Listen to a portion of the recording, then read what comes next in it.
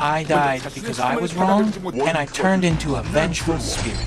The Soul Reaper went through a lot of effort, and finally dragged me back to hell for trial. In front of the judge, the Soul Reaper revealed the truth of my death. I was not killed by an accidental gun discharge at all. And before I even took my last breath, I had already been buried alive by my comrades and Jack. To prove everything he said was true, the Soul Reaper asked the King of Hell, and brought in my comrade's soul.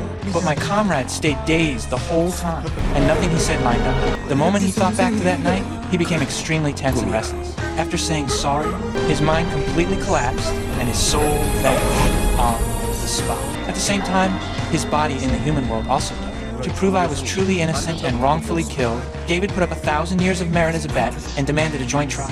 If David lost, he would be stripped of his Soul Reaper status and thrown into the 18th level of hell and never be reborn again. In the end, David fought his way with me across rivers and seas and brought me to the final place of judgment. As he requested, the King of Hell brought in the last witness's soul.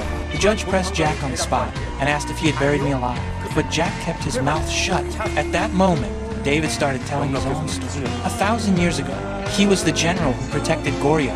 On the day the war ended, he rushed into a pile of corpses and tried to find any soldiers still alive. He clearly saw his father's hand still moving, but for fame and power, he still chose to abandon his father. When his conscience hit him and he returned to the battlefield, his father's body had already gone cold.